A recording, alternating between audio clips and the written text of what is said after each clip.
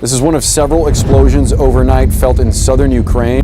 After a barrage of Russian drone strikes across Ukraine. The danger of this war is extraordinary, and it can go on for years. But this oil and gas thing, it looks like that the Europeans will get through it this winter. But this oil and gas problem is going to go on for years. So if I was in the government or anywhere else, I'd say I have to prepare for getting much worse. Including ExxonMobil, which is just out with its earnings. We told you about Chevron just a few minutes ago. Chevron beating expectations, and the same story with ExxonMobil. The company came in with, if you're looking for net earnings, Joe, that number that everyone's going to be focused on, $17.85 billion in earnings. If you break that down on an earnings per share basis, it was $4.21 a share, and that was better than the street was expecting. ExxonMobil reaps $20 billion in 3 months from energy crunch, posted the highest profit in its 152-year history. Those who are trying to vilify would say that they are benefiting from people's misery, but who would care?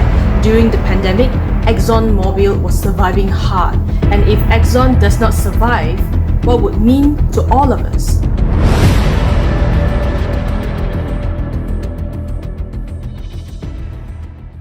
After all, consumers survive by having symbiosis relationship with business, as it is a win-win relationship. Imagine this. If you are the business owner, you do not make enough money, what would you do? Without these oil and gas companies making profit, we would still need to use candles to lit our night. It's simple as that. Having government to put a price ceiling kind of intervention will always cost us. If we go against natural market equilibrium, go against the idea of free market that allow buyer and seller decide the price themselves, dead weight loss is inevitable. ExxonMobil Corporation, commonly shortened to Exxon, is an American multinational oil and gas corporation headquartered in Texas. It is the largest direct descendant of John D. Rockefeller's Standard Oil and was formed on November 30, 1999 by the merger of Exxon and Mobil, both of which are used as retail brands, alongside Esso for fueling stations and downstream products today.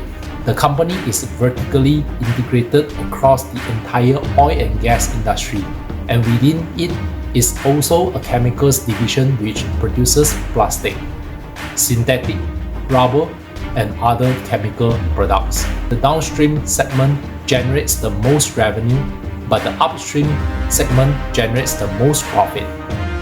ExxonMobil operates within the highly competitive energy and petrochemical industry. It faces competition from both private and state-owned companies around the world. Some of ExxonMobil's main competitors include Netherlands-based Royal Dutch Shell, Britain-based BP, France-based Total SE and Chevron Corp, and Saudi Arabia-based Saudi Arabian Oil Company, better known as Saudi Aramco.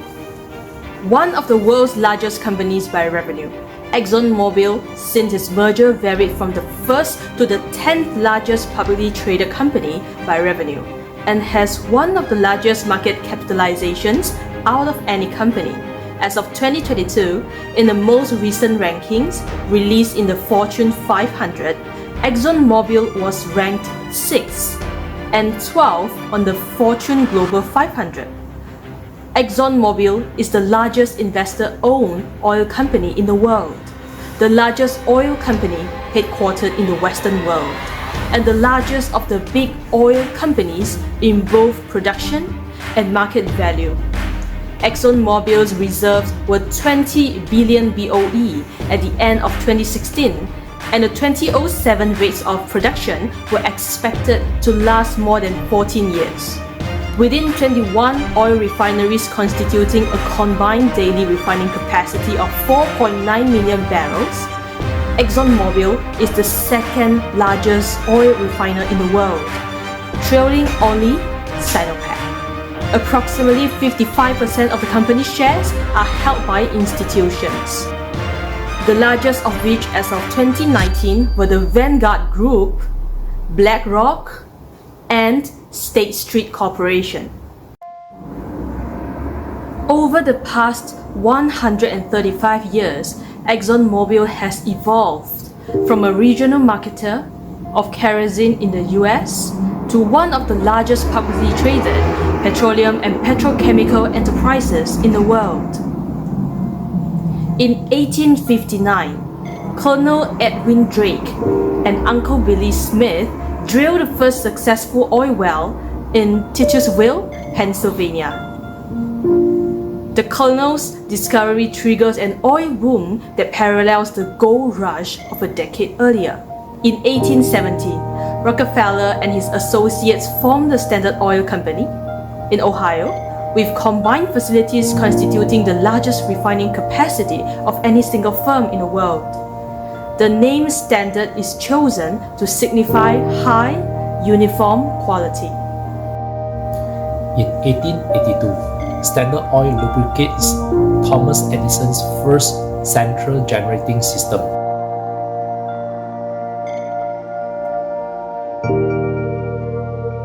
Also this year, Standard Oil Trust forms to include the Standard Oil Company of New Jersey, Jersey Standard, and the Standard Oil Company of New York, Saucony.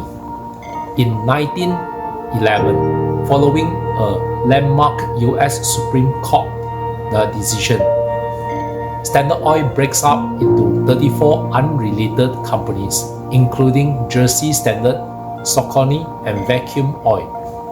The year also marks the first time Jersey Standard's sales of kerosene are surpassed by gasoline, a product that in the early days had often been discarded as a nuisance.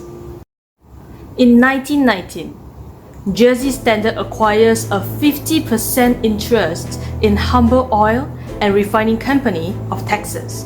It was during this year that Humble, led by its pioneering chief geologist Wallace Pratt, employed micropaleontology, the study of microscopic fossils contained in cuttings and core samples from drilling, as an aid in finding oil. In 1966, Mobil celebrates 100 years since the founding of the Vacuum Oil Company in 1866 and changes its name to Mobil Oil Corporation. The company launches a wide-reaching identity program to emphasize the Mobil trade name. In 1972, Jersey Standard officially changes its name to Exxon Corporation. The name change is approved by Jersey Standard shareholders in a special shareholders meeting. In 1974, Mobil introduces a synthetic automotive engine lubricant, Mobil 1. Today, Mobil 1 is the world's leading synthetic motor oil. In 1999, on November 30th, Exxon and Mobil joined to form ExxonMobil Corporation.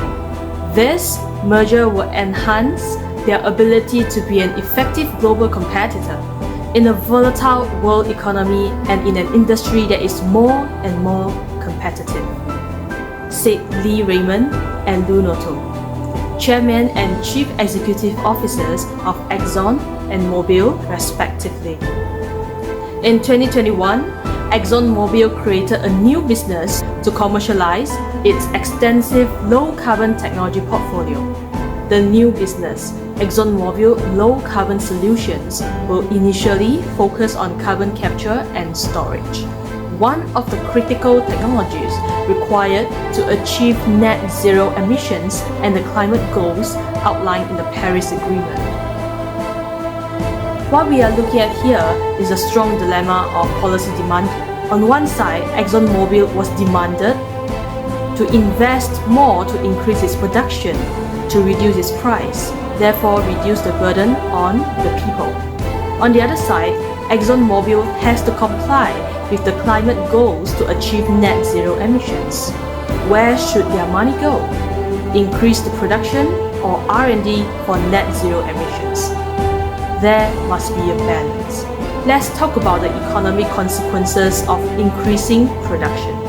By 2025, ExxonMobil's oil production could reach 550,000 barrels per day, and the company's natural gas production could reach 2.4 billion cubic feet per day, which is comparable to the cumulative production of some US states. This will greatly lower the price for consumers as the supply catching up with the demand. Let's talk about the economic consequences of R&D for net zero emissions. Let's assume that ExxonMobil successfully achieves its net zero emissions. The cost for the consumers is going to be a lot higher, be it lesser barrels per day that leads to less production, or higher costs as R&D costs will be part of the cost of the company. All in all, it's all based on the questionable consensus climate change topic, where scientists being silenced for speaking otherwise, and that means definitely not a consensus. This claim that the IPCC is the world's top 1,500 or 2,500 scientists, you look at the bibliographies of the people and it's simply not true. There are quite a number of non-scientists. And to build the number up to 2,500, they have to start taking reviewers and government people and so on, anyone who ever came close to them. And none of them are asked to agree. Many of them disagree. Those people who are specialists but don't agree with the polemic and resign, and there have been a number that I know of, they are simply put on the author list and become part of this 2,500 of the world's top scientists. People have decided you have to convince other people that since no scientist disagrees, you shouldn't disagree either. But that, whenever you hear that in science, that's pure propaganda. Let's talk about Exxon's latest financial highlights. ExxonMobil markets products around the world under the brands of Exxon, Mobil, and Esso. Outside of the United States, Esso and Mobil are primarily used, with Esso operating in 14 countries and Mobil operating in 29 countries and regions. Be it upstream, downstream, or chemical market, ExxonMobil generates relatively more revenue outside of the US market, which is approximately 62% of its sales and other operating revenue. And these are the top 7 significant non-US revenue sources: Canada, Singapore, United Kingdom, France, Italy, Belgium, and Australia. Third quarter earnings were $19 billion compared with $17 billion in the second quarter of 2022. Excluding identified items, earnings of $18 billion were up $1.1 billion versus the prior quarter as higher natural gas realizations, record throughput in energy products, and continued cost control were partially offset by lower crude realizations and moderating industry refining margins. Cash increased by $11.6 billion in the third quarter with free cash flow of $22 billion. Net debt to capital ratio improved to about 7%, reflecting a period-end cash balance of $30 billion. The debt to capital ratio is now 19%. Asset sales and divestments resulted in $2.7 billion of cash proceeds during the quarter, bringing year-to-date proceeds to nearly $4 billion. Max has been developed thousands of quant algorithms that have managed $30 million portfolio that have been tested and proven for the past 8 years since 2014. Okay, so Max, what can you tell us about this ExxonMobil stock? ExxonMobil stock, looking at the long-term prospect, is uptrend. It's actually uptrend. If you were to invest, $1,000 in ExxonMobil in 1982, until now, you should have turned your $1,000 and become $29,000, slightly more than $29,000.